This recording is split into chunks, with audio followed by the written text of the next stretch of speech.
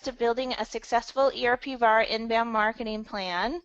And we're going to wait a minute or so to get started. We'll start off with some housekeeping notes, but first I want to make sure Kathy is recording this webinar so we can post it to our YouTube channel and send it to all of those who were not able to join us today but registered, and also the attendees as well with our contact information.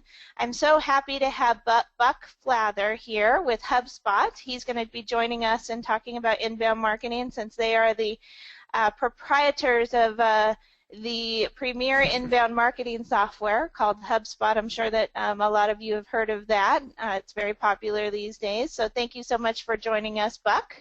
Excellent. Thank you for having me. I appreciate it. So just a couple housekeeping notes to get started here. If you look on your screen, you see I have arrows to a hand and to a question mark. And those two icons you should locate next to your name on the webinar pane. You'll see a button, and if you click on the hand button, then that raises your hand, and that will tell us, we want this to be as collaborative as possible, so that will tell us that you would like to speak live and discuss a point that we're reviewing at that moment. We really encourage you to do so. I know most webinars you kind of sit back and listen, but since this is a marketing webinar, and marketing is really about networking and learning from others, and it's a collaborative effort, we really would appreciate it if you did have some items that you'd like to add for the audience. We would love to hear from you. So at any time you feel inclined to go ahead and click on that hand button, that will tell us to unmute your line, and Kathy will unmute your line and we'll speak live. If you feel more comfortable texting in your question, then go ahead and click on that question mark button, and that will prompt a text dialog box to open up where you can go ahead and key in your question, and we will read your question live at the next break in slides. So with that said, we'll go ahead and get started here. So my name is Adrienne Montgomery. Like I said, this is my son Kyle, and just wanted to give you a little bit of personal touch here. I am the managing partner of ERP VAR, and this is our Twitter handle, and this is Kathy Graham. I think she's in conversation here at a trade show. She's my business partner with ERP VAR, and I'm so happy to have Kathy with us today. Thank you, Kathy, for joining us. And here's our agenda. We're going to be talking about learning 10 steps to building a successful ERP inbound marketing plan. So these are all the items that got you to sign up for the webinar. So we have a lot to cover. I'm not going to read through all these items, but we're going to run through them in a PowerPoint. And then hopefully we'll have time at the end. We'll teach you how it's possible to automate all of these with an inbound marketing system and track and measure your performance just to make sure you're on target with your goals. So just a little bit about my background and Kathy's background. We've been working with ERP software and VARs and third parties for over 15 years, actually since 1997, so that number has grown. We both met at Sage Software while we were both channel managers together. We both left Sage Software in 2005. Kathy went to Avalara, and then she went to Intuit. I went to DeRosa Mangold Consulting, which is a partner out of Dallas, Texas, and worked with several different VARs under DeRosa Mangold's umbrella in a sales and marketing capacity. And then I said, you know what, I'm ready to start my own company doing the same thing. So I started SOS, which was Sales Optimization Solutions, from 2009 to 2012. And in 2012, I'm like, you know what, we should bring everybody together on one website where everybody participates and collaborates, and because it's just, you know, when you get a community behind you and all the networking power of the individuals, then you have a much more powerful website. So that's why we created ERP VAR, so that people could guest blog and participate. We could publish a blog every day, and those who were willing to share their social media profiles with us, we also share content through other social media profiles. What that does is give us a greater reach in social media so that we get more hits for each blog coming back Each blog that a partner shares with our website has their own inbound links to their website, so everybody wins. You get search engine optimization for your own website via that inbound link from our blog to your website. We get search engine optimization from all the social media profiles that are pointing back to our website. So it's a collaborative effort, and we really are trying to get the community behind us. Some of our very successful clients are V Technologies, Scanco, SWK, Clients First, E2B Technologies, Vision 33, and many more. So we're going to be talking about buyer personas, and a definition of a buyer persona, you can read it here. It's a semi-fictional representation of your ideal customer based on market research and real data about your existing customers. So since we've been doing this since 1997, we're usually selling to the decision makers when we're talking about ERP software.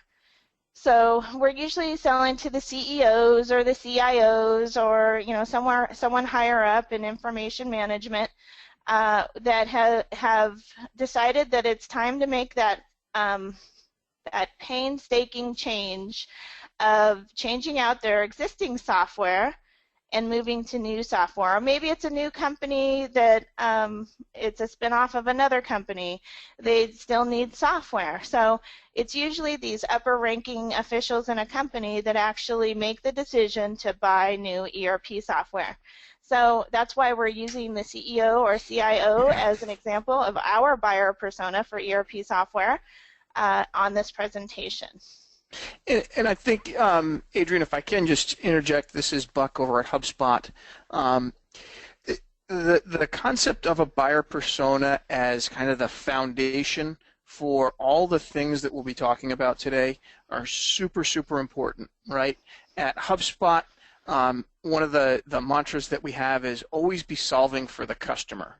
And if you don't have that concept of that persona, that end ultimate customer that you want to be engaging with, it's really tough to be figuring out, am I actually solving for my ultimate customer at the end of the day? In fact, at HubSpot, our persona is what we call Marketing Mary, right? The marketing person at a small to mid-sized business. And we took it to such an extent that when we were in meetings and decision meetings to think about where we're going to drive the product, what we're going to be doing with support, we actually had a teddy bear that we call Marketing Mary, and we sat her at the table, the conference room table with us, and every time we were about to make a decision, we actually looked and said, how does this solve for our ultimate persona, which is Marketing Mary, right? How does this make her life easier, his life easier? So I think that's really, really important to really be thinking about as we go through today's discussion, really making sure that everything that you're doing from a marketing and a business standpoint should be to help your end customers further their goals, right? Back to you, Adrian. Sorry. Thank you, Buck. That really puts it in perspective, actually, getting together and thinking of that personality. So what is recommended to do to discover what your buyer persona is going to be receptive to is to take your best clients and also some of your most challenging clients as well. If you can, sit down with them and interview them with a series of questions. And here's some examples of questions that you could ask your target buyer persona, ones that have bought from you in the past. So maybe a CEO in this case, since we're going with the CEO, ask them to define their roles in their company. What is it that they do? How is their job measured? What does a typical day look like? What skills do they find useful in doing their job? What knowledge and tools? How has their experience helped them? Who do they report to, or who reports to you? So if you're a CEO, you're probably going to have a bunch of direct, or maybe not so many direct reports, maybe a handful of direct reports, but everybody else reports to them. So it's just different for each character that you're defining the buyer persona pain points, because a CIO is going to have different pain than a CEO. And so if you try to write to everybody in your messaging and your blogs, you're probably not writing to anybody. So you want to target that specific pain point of that target buyer and talk to them on their level, because that's, at the end of the day, who we as ERP VARs want to come into our website and buy our software, because they've identified with us and understand that we can address their pain. So you also want to ask them to define their goals. What does it look like when they succeed? So, you know, how does that make them feel? What is their biggest challenges? So you also want to add why to all of this. So why is that your biggest challenge? And that really allows you to dig deeper into the feeling of it. So when you're writing again, you can tap into, you know, those challenges and really talk one-on-one with those CEOs in your blogs and your different content that you push out there with your white papers or your webinars or what have you. So here's some more questions that we can talk about. How do you learn about new information for your job? So this is very important. So if you find out that they do a lot of reading on Tech Target or other, maybe they read on CNN, maybe they're more of a Fox News watcher.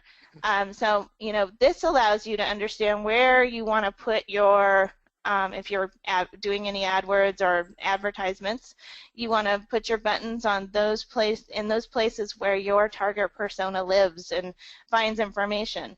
So this is extremely helpful. So, you know, what blogs do they read? So do they visit ERP VAR?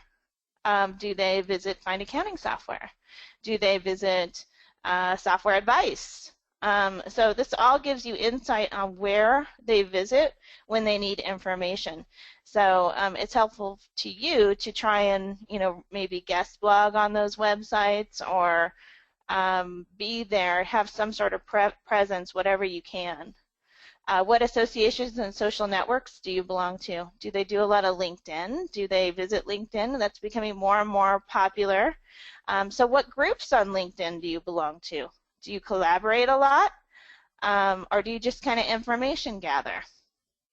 So these are all good questions to understand, and you have the folks that you can talk to, you know, in your customer base to help provide insight on how you want to build your plan. And then you understand a little bit more about their educational background, what are their goals, and then as I said, we always want to make sure we are asking why, so we can dig down a little bit deeper.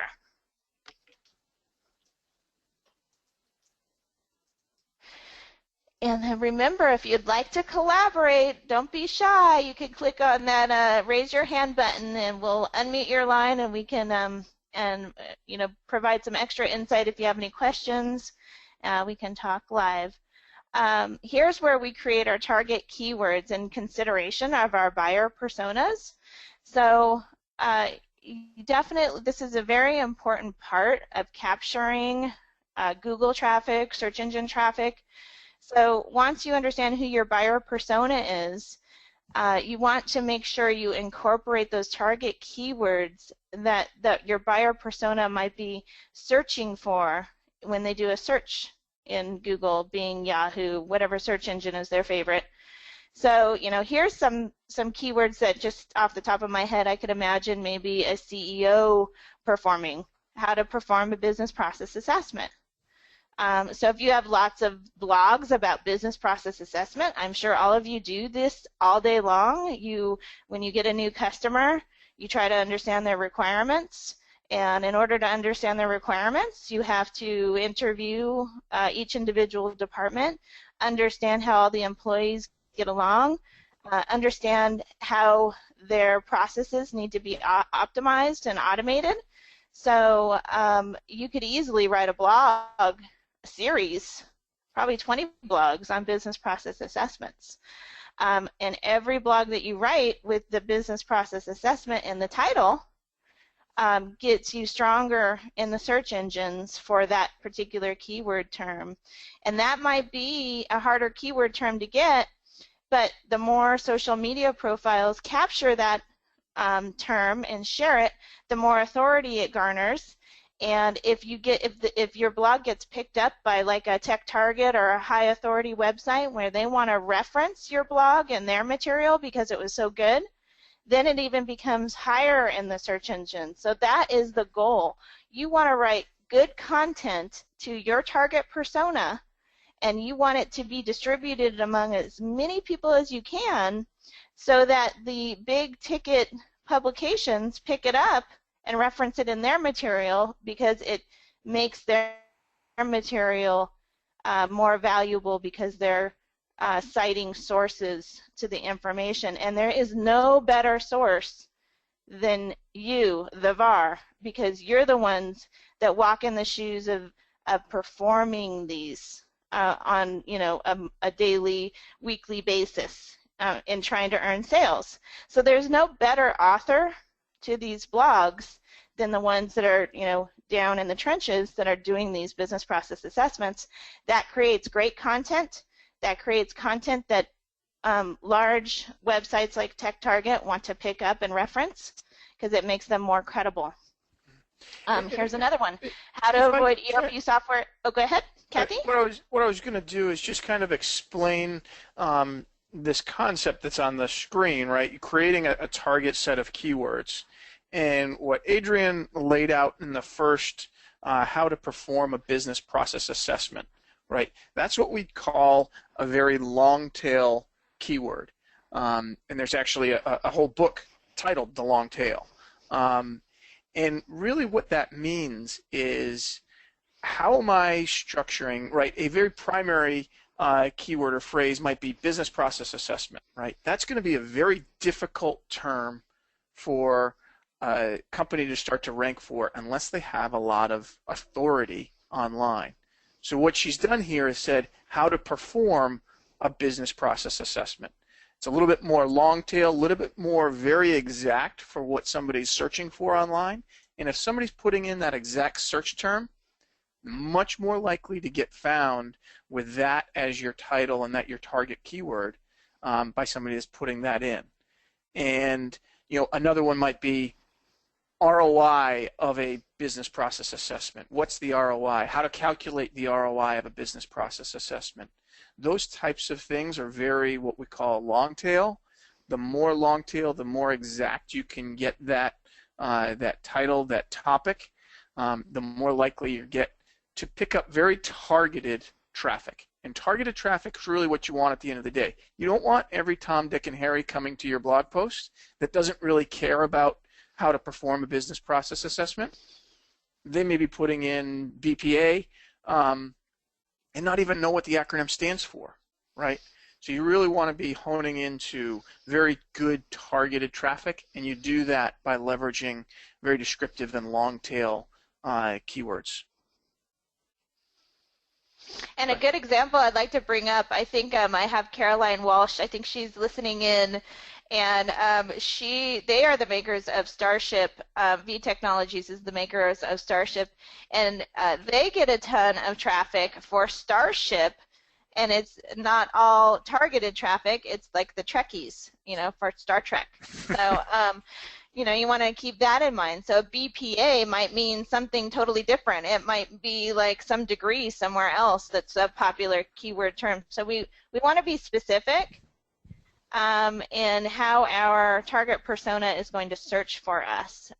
So, with V Technologies, it might be more along the lines of shipping software.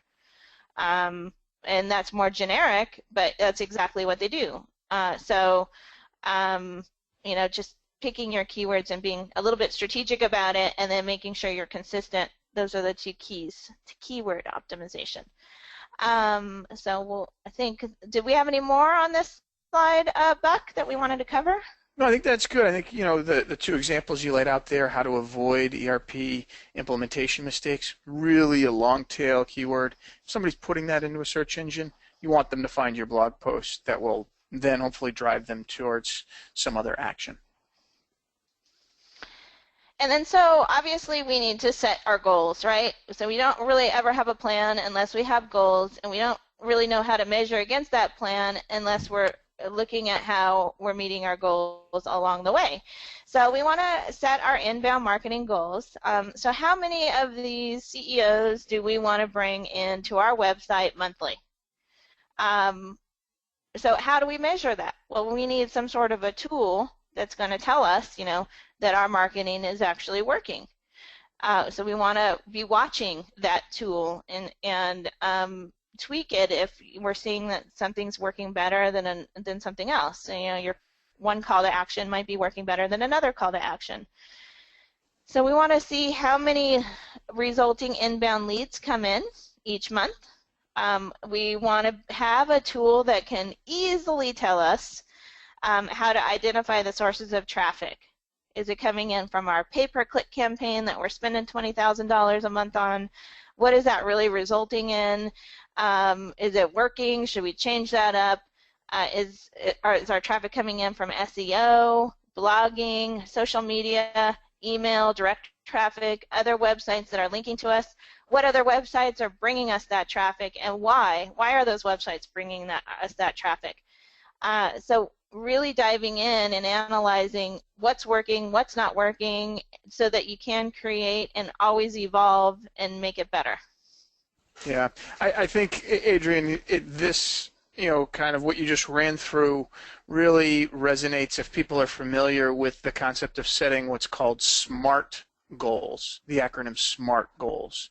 And really what that stands for, what SMART stands for, some of you may be familiar with it, it's specific, measurable, achievable, realistic, and timely, right? So I think there's some big things that Adrian just talked about that really resonate in there. The measurable being a very specific one, right? How many visitors do you want to get? How are you going to measure your success of your marketing efforts, right? You really need to be able to think that out, because if you just start to, create content or blog posts or, do a PPC campaign or whatever it might be, and you're not able to measure the results of that, it's really tough to be able to prove the ROI at the end of the day. So just some really specific things there. SMART goals are always something to be keeping in mind, in the back of your mind, all of those things: specific, measurable, achievable, realistic, and timely. Really, really good stuff when you're thinking about these things. And to that point, since we're talking about CEOs, well, the CEOs, I've done some research on CEOs, and CEOs really don't believe in marketing in a general sense.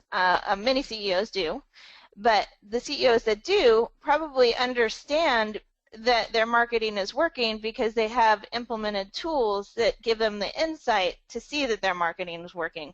The CEOs that don't like marketing are the CEOs that have to spend a lot of money on marketing, but then don't see why they're spending the money. They don't see the customers that are a direct result of a pay-per-click campaign or an SEO campaign or blogging or social media or just networking in general. They just don't understand where they're getting their sales. They're just happy they're getting their sales. So that could be a reason why CEOs, as a whole, tend to not like, the marketing end of their business. It's just not measurable. But now with today, with inbound marketing tools and internet measurement, we can see what kind of customers are coming out of our efforts. Yeah, it's no longer is it, hey, go to a trade show, put a fishbowl out there and give away, a free something, a tchotchke or something, and see how many business cards you get back. Now when I get somebody coming to my website or my online presence, I can actually see who that is. I can attach that to an IP address or a person's name and see exactly everything they've been doing on my site. So really different way to be measuring things and measuring the ROI at the end of the day is, and making decisions, both marketing and business decisions, based on data versus hunches or gut feels, right? Um, I'll tell a little story and then I'll shut up for a while. I'll never forget at HubSpot in the early days, we were looking at what a particular segment was doing, and somebody in the room says, well, I feel like they're doing this because of X. And our CEO, Brian Halligan, said, I trust and I respect you, but I'm not building my business on your gut feel. We have the numbers. Go and get me the data that backs up what you're proposing here, and then we'll take some action on it. So I think really, things have changed considerably. Now the marketer has that power in the data, and hopefully the CEOs are coming along with that process now. And they're much more happy. Yeah. Because they can see. Yeah. Okay, so outline your content strategy. Consider your buyer personas and develop content targeting their personas, just like we said. So we want that strategy. We want to incorporate our target keywords. We want to stay on track. So then, it brings us to designing your lead nurturing process. So you want to keep in touch with those prospects who maybe came into your website on an individual form that you had, maybe to download a white paper or to subscribe to your blog. Well, if you don't have blogs, then you're not keep in touch with the people who decided they like your content and they want more. So you want to keep in touch with your prospects to design a lead nurturing process. Maybe you have a consistent webinar plan every month.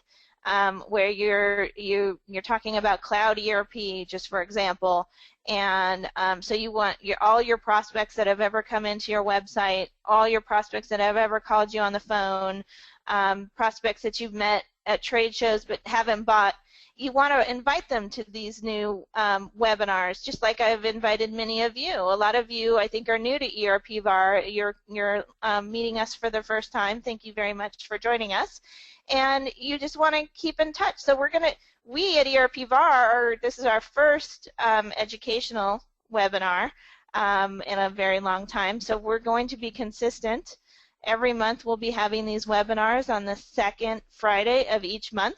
So we'll be able to keep in touch with you. Maybe you haven't decided to subscribe to ERP VAR yet. Maybe you need to learn a little bit more about it. So we're going to be having these webinars every second Friday of every month. So that is our that's part of our lead nurturing process. Plus we have webinars for third parties we like to keep in touch with you about.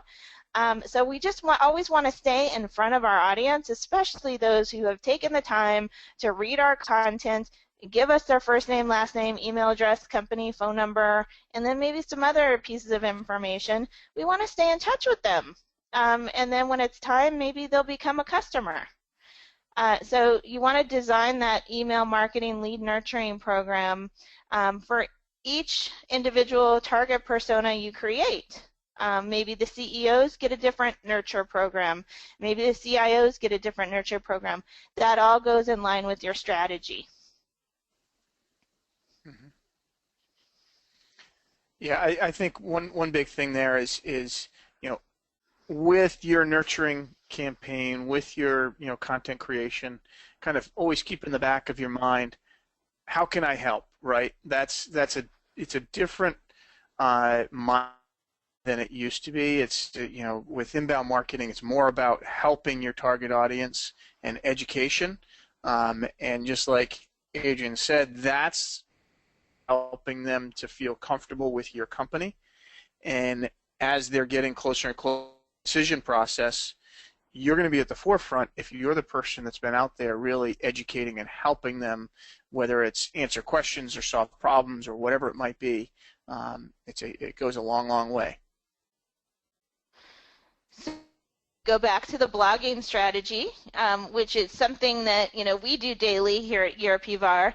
We publish a blog written by our participating ERP VARs every day, and that content is gold because it is written by you, the VARs, who are the experts. It's not written by some blog writing service. It is written by our VARs, and those blogs have a lot of rich content that people can learn about. And most VARs don't have the time to blog every single day on their own website because they're doing implementations, they're doing training, they've got billable hours they need to constantly keep up with.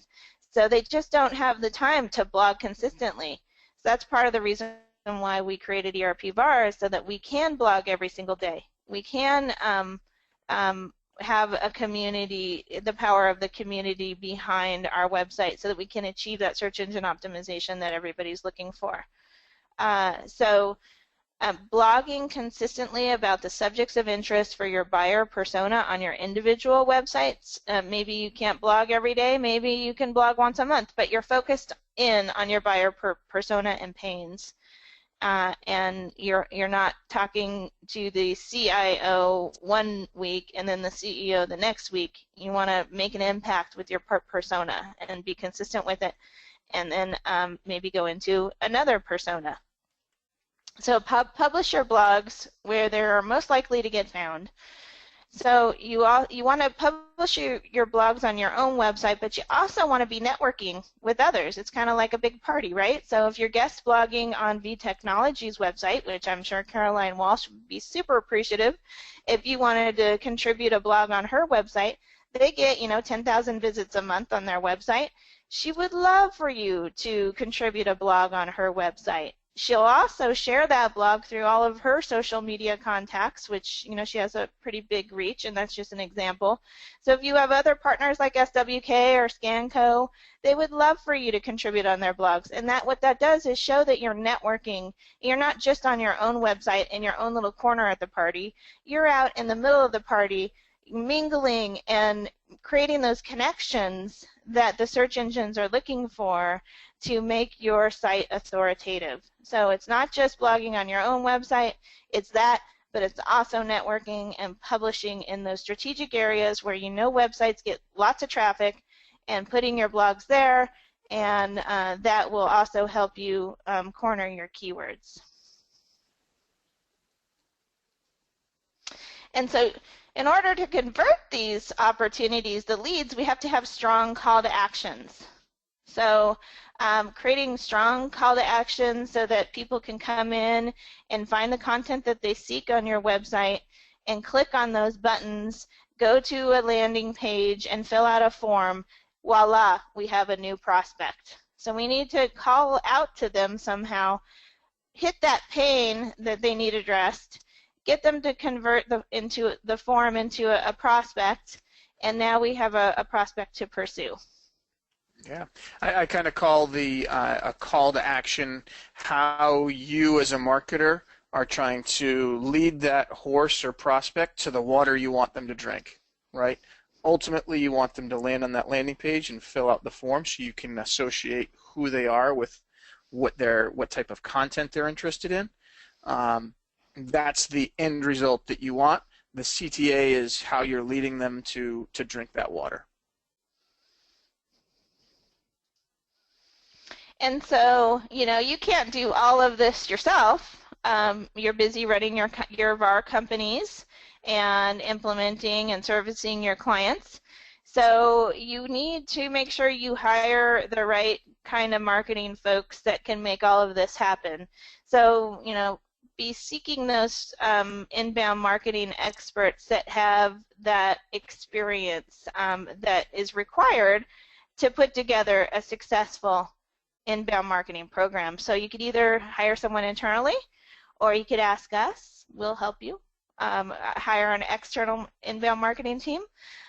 There's several out there, and we also work with a few others. Inbound marketing teams. Leading Results is excellent. We love working with them. And they're also big HubSpot fanatics as well. So we all just we're here to help create content that the community wants to digest.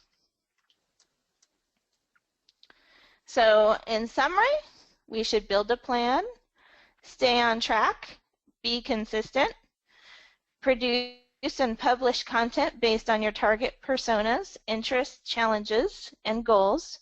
And the key to it is measuring the results. And to do that, you would need some sort of software automation, which is what we all do for a living for accounting. But for marketing, HubSpot is the #1 tool for inbound marketing. And here's some of our success stories that have succeeded using the tactics that we just discussed today. And these are all tactics based on the HubSpot inbound marketing principles. Clients First Texas just closed a very large deal from an opportunity that came into ERP VAR. And we're so happy about that. E2B Technologies, they are able to get hundreds of leads from our webinar efforts with them. They have an accounts receivable automation tool. SWK Technologies, we work with them for their Mapadoc tool. They're also time and billing tool as well, time and billing exact. V Technologies, I've said them several times today, Starship, and Scanco Warehouse Management Systems, among many, many other clients. I just wanted to highlight a couple. And then if you have questions, here's our contact information. My contact information, Adrienne Montgomery, is on the top, and Kathy Graham is on the bottom. And with that said, I'm going to see how much time we have. So let's see, we have 20 minutes. Awesome. So what I wanted to do was go into some campaigns in HubSpot just to kind of show the audience how we can measure some of our efforts by building a campaign. So Buck, I'd like to just talk with you through this as well. If we just pull up a campaign. Yes? Can you use your plus button to make the font larger so we can see the writing? Sure. Thank Is that better? you. Perfect. Okay. So we have not created this campaign. This is going to be a blank campaign. This kind of shows you where you start. So CEO for Make to Order Manufacturing, I just created that this morning. So we haven't created any content around this campaign, but we have the keywords, we have landing pages. So we would initiate in our HubSpot inbound marketing tool, we would create some keywords for this campaign, the CEO, this buyer persona, what they like to search. We would have decided what those keywords were by doing our interviews with our target customers. We create the landing pages for the white papers that we generate or the webinars that we hold.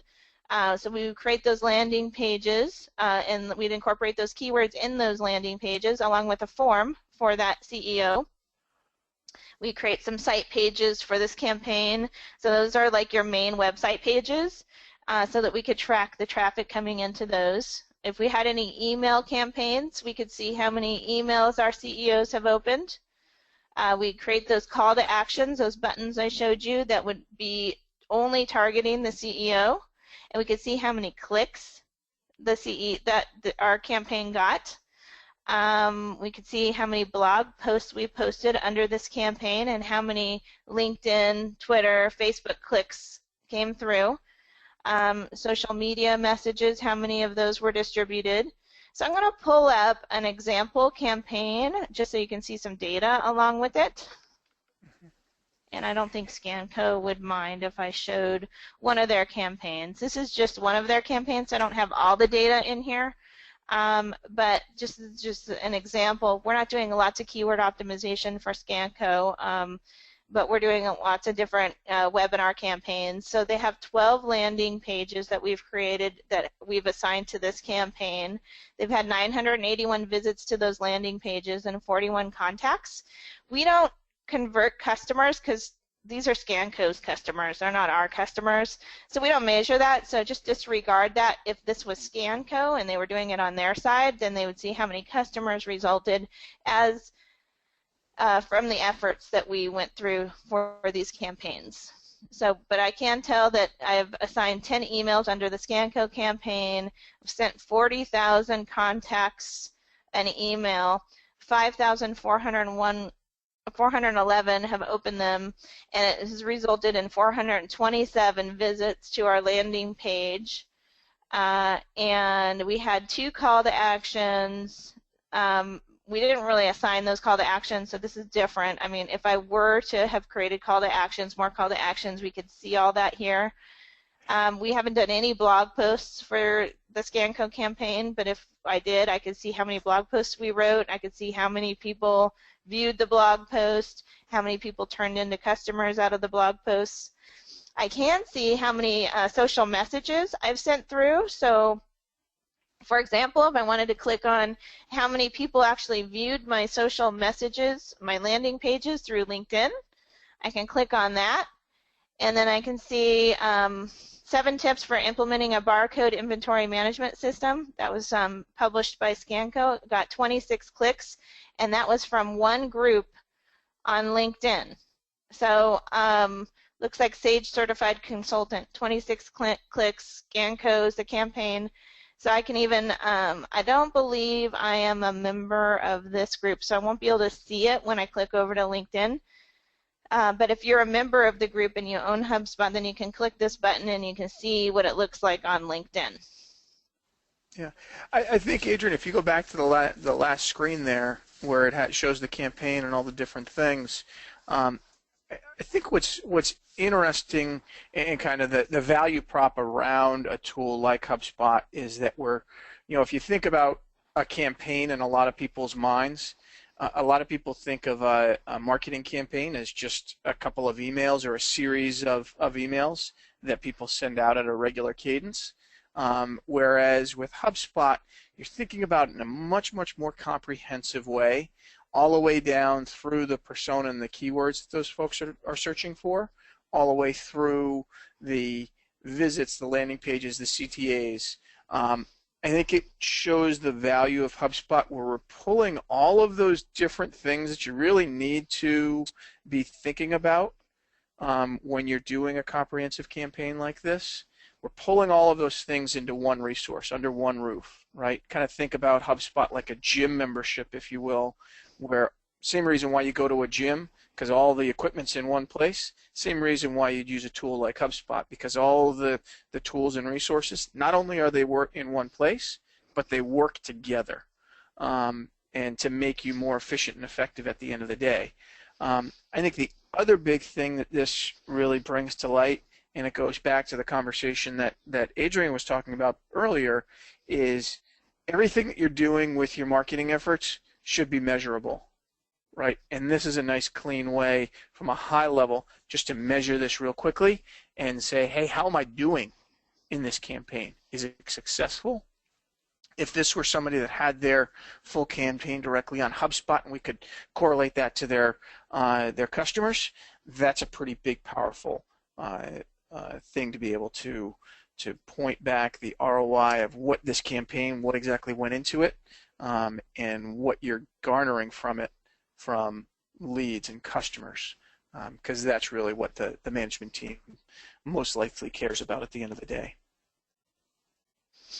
And then to that point, I just want to bring you to another measurement device within HubSpot that it just really provides a clear vision of where your traffic is coming from.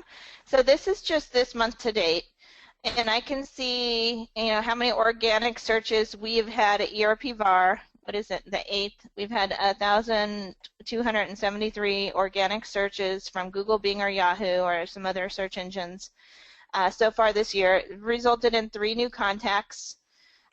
We've had 84 referral leads, and if you recall, we do not measure customers because the customers that actually buy ERP software are assigned to our business partners. So our business partners, like yourselves out there, are the ones who are pursuing these contacts. We qualify them as they come in, and then we hand them off to business partners, and a lot of times we just don't know what happens to them unless, like Nancy over at Clients First just let us know that she closed a large deal. and she was very thankful to us, but we don't always know what deals are closing, so we just don't track the customer area. Referrals. That's other websites that are linking to us. This is what's giving us our authority. So you can see, we wrote a couple press releases this week, so PR Web is pointing back to us. We've had 39 visits from our press releases. So this is great because now we know our press releases are working. So if we click through to our press releases, we see that we've had one press release that has resulted in 37 visits. And if I want to click through that press release, I can see that it was our press release we wrote about Vision 33 joining ERP VAR. And so in our press release, we have our keyword terms that we're trying to optimize our website for. So everything kind of goes in line. So where was I here? Sources. So if I go back to traffic sources, so those were referrals. I can see how many visits resulted from our social media. And this is just, keep in mind, for the last 8 days. So social media, we've had 4 contacts result from LinkedIn. Those of you out there that are, a little bit pessimistic about social media, this gives you a good idea of what's working. And LinkedIn by far works better than any of the other social medias that we're using.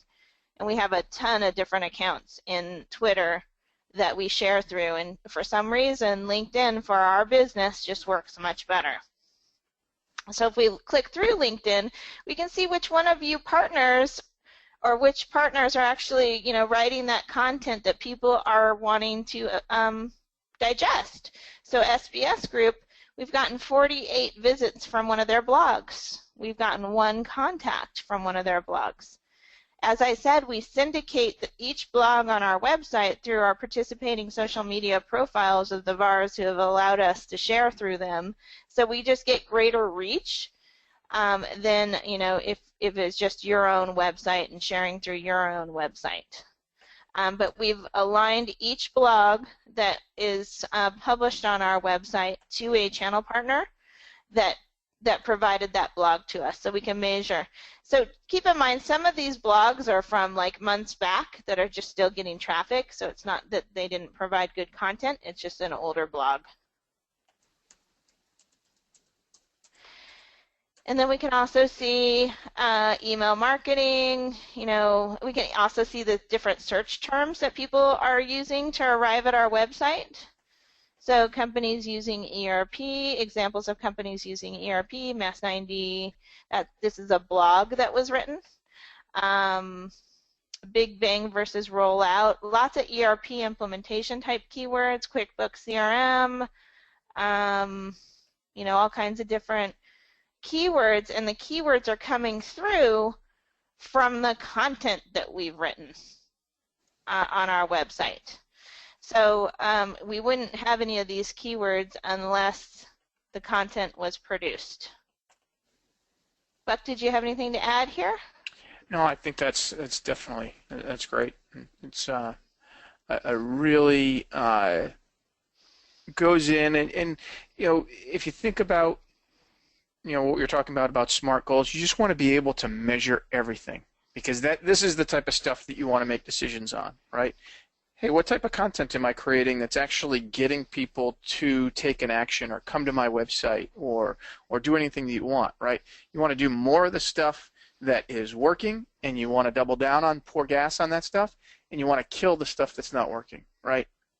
A lot of times you all have very small marketing groups, if a marketing group at all, and the worst thing that you can do is spin your wheels and go in the wrong direction when you're not going to be getting the ROI from it. So really being able to measure things and take appropriate action in a timely fashion is going to be really, really important to how quickly you see some results.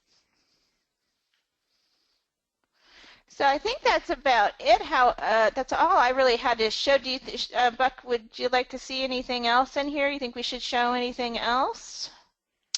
I think that's certainly great. I mean, we could do a whole session on HubSpot if that's something that we wanted to do. I don't think with the remaining 10 minutes we can really go in and we'd have people's heads spinning, unfortunately. So. So what I'd like to do now is just launch some polls and let Kathy read off the questions as we do that. Kathy, would you do that for us as I launch these polls?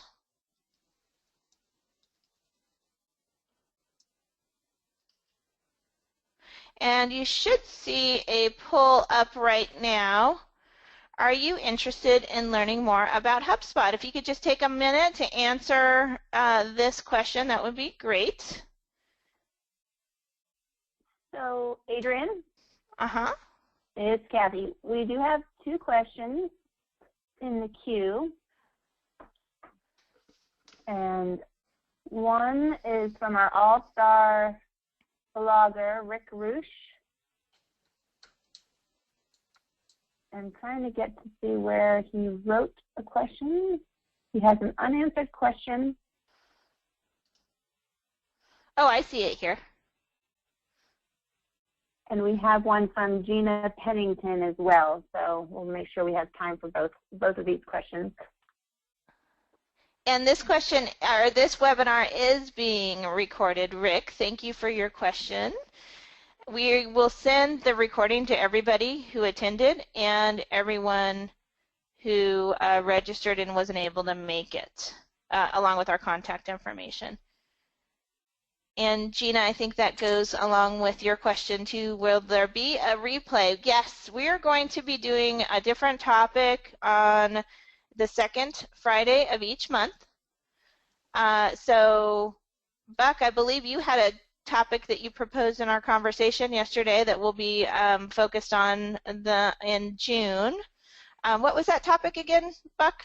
Yeah, I think I was thinking of a topic around the inbound methodology and kind of what goes into that.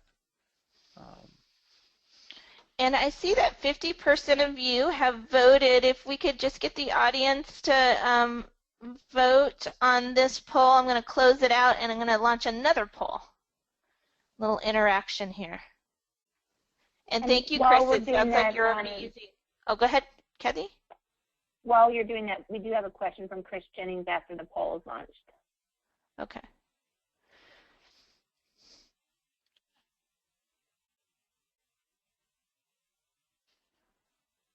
And then, so I'm going to close this poll out. I'm going to share the results.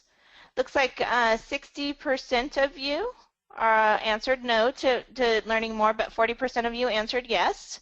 Thank you for answering that poll.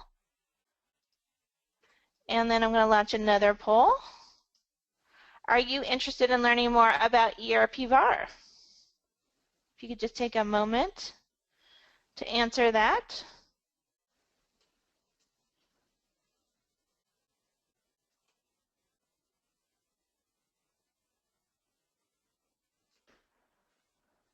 And then, Kathy, did we have any other questions? I think Chris had a question, or I see that he's already using HubSpot. Thank you, Chris. Yeah, if that was his comment.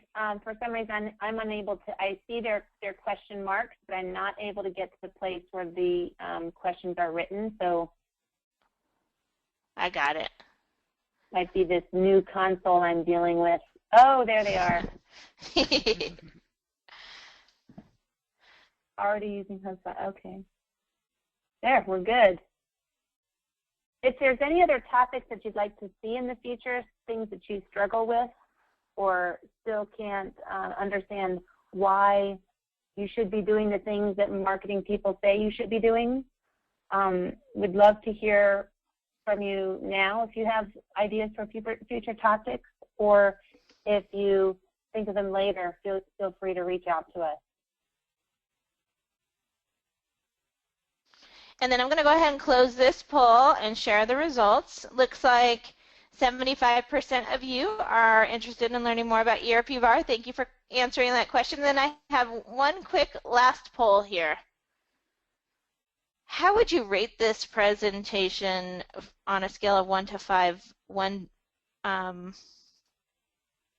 5 being excellent. I forgot if I said 1 or 5.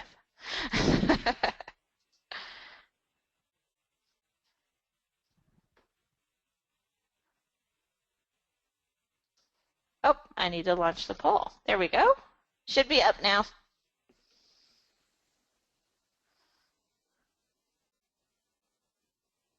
This And will just Adrian, help you're us so get brave better. to ask that question. I'm brave. Hey, there is always room for improvement. That's right. I'm not afraid of criticism. I learned that in sales. You get thick skins, that's for sure, selling this ERP stuff. There's not many who can have the guts to try to do what we do. So I talk to partners who think that they're ready to retire, and I tell them, no, you know too much. You have to be very patient in ERP. That is true. So all those people with all that knowledge in their head start to try to get inspired for some of those ideas. Get them on paper. Doesn't have to be perfect. If you guest blog through us and you have some blog ideas, we'd love to help draw some of that content and knowledge and expertise out of your head. I spend time with you to work on a keyword strategy, and I also spend time with you polishing up the blog to make sure it's optimized. So you don't have to be a Pulitzer Prize winner to write blogs. You guys are so smart and knowledgeable in our industry and have so many customer experiences that there are people out there, believe it or not, would love to hear some of the stories out of your head. Rick Roosh, one of our attendants, is very clever. He'll take a topic and write a blog about it, but with a very clever twist. On Valentine's Day, he writes a blog about, is your ERP love lost? 7 signs your love is lost with your ERP.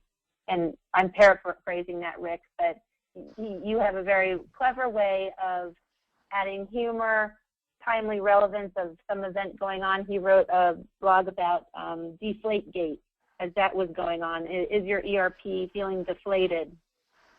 And you can get clever, you can get fun with these blogs. And believe it or not, when you recycle them through ERP VAR, you'll give them a fresh look and feel with a keyword focus, and hopefully get them circulated through more social media profiles than you have within your own network and your own circles. And that's the whole big idea by participating in our community. So we're very thankful, Rick, and all of you who've provided us blogs. We've had a lot of fun getting them republished.